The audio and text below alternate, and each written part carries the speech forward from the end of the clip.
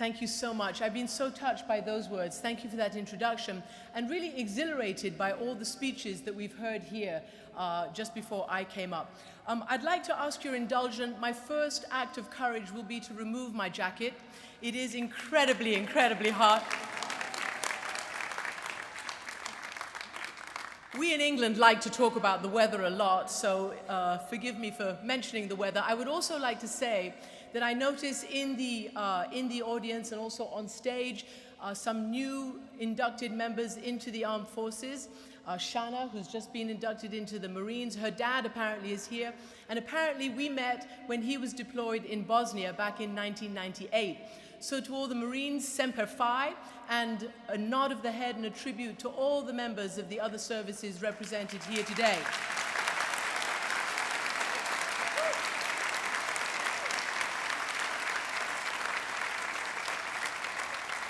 I would also like to thank the Dean Hammonds of Harvard College.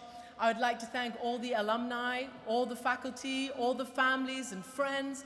I would also like to thank the Harvard Crimson. Thank you, you know why. And most especially, I would like to thank the class of 2010 for inviting me here to share a few thoughts about the world that you are going to graduate into. Now, my mandate is to be humorous and also to be stimulating. Jokes, I have to tell you, are not my forte, but I am going to soldier on for a few seconds to try to get one out. At an event a few weeks ago, I heard a joke and I managed to remember it, which is why I'm going to deliver it here right now. And it goes something like this. Senator John Warner, who among many distinctions was the 7th husband of the actress Elizabeth Taylor, stood in their suite on the night of their wedding, and a growing panic rose through his body.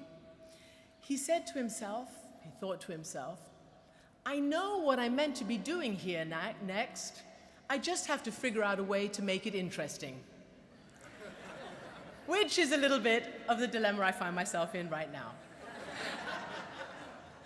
So let me start by saying and acknowledging the difficult world that you do graduate into. I do feel sorry when I read coming up to here in the weeks and days that have preceded this class day exercises and your commencement, the welter of welcome or unwelcome advice about the situation that you're graduating into. I don't think it's all hard and difficult and bad news out there. I think, yes, it is difficult, but there are incredible opportunities amongst all the challenges that you know so well and that you're about to face. And I would also like to say to all of you who are mourning, leaving Harvard, it is like leaving a family after 4 years. It's like leaving your comfort zone, but it is only just beginning.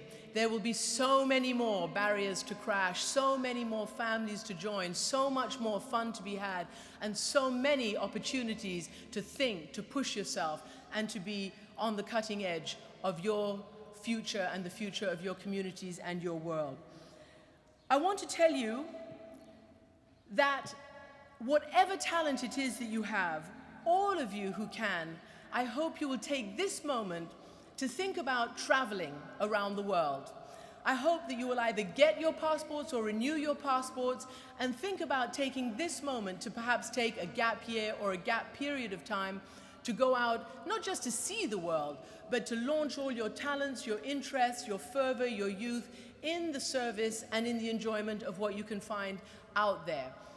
While it's somewhat difficult here to get the jobs of your dreams or the jobs you think you should have right now, there is so much opportunity out in the developing part of the world, in the emerging democracies, and in many of the places where I have covered and where I've been for the last 27 odd years.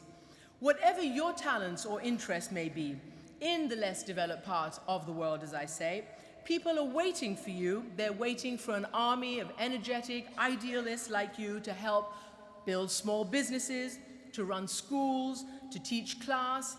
If you want to be a doctor, you could start by helping or volunteering in any number of either NGOs or hospitals that desperately need people like you with your skills and your energy.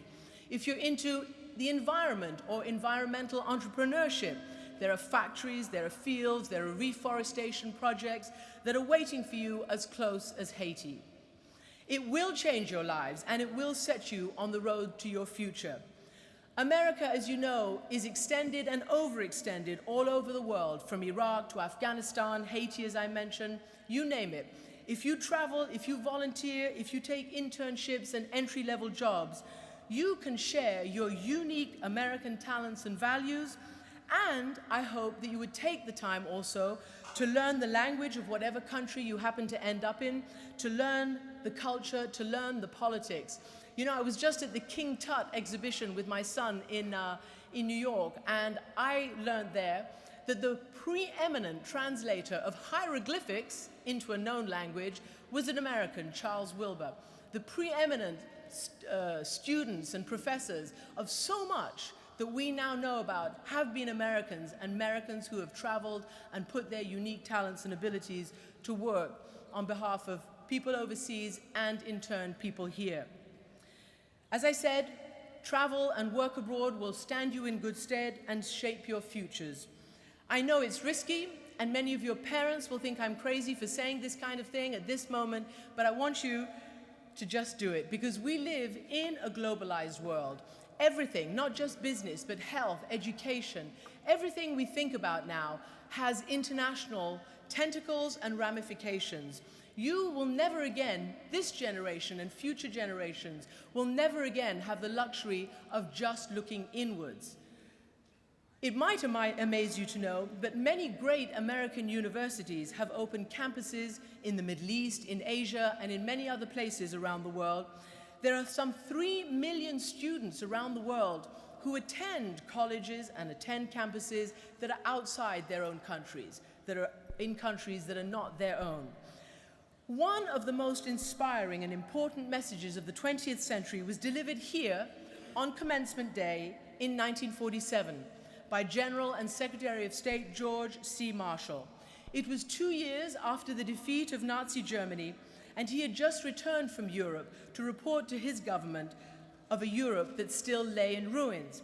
He said that its survival was still at stake, that its people were facing shortages of everything, not just food, but housing, and didn't even have the money to pay for the imports that they needed to get on their way.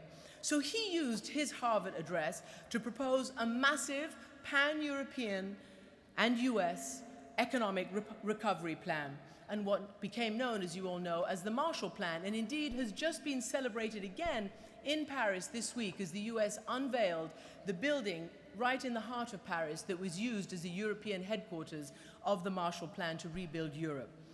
And it wasn't just for Europe's sake, but it was also for the sake of a stable and peaceful future for America and generations who've come, one that would only be achieved by long-term US commitment. And he used his address here to galvanize US leadership.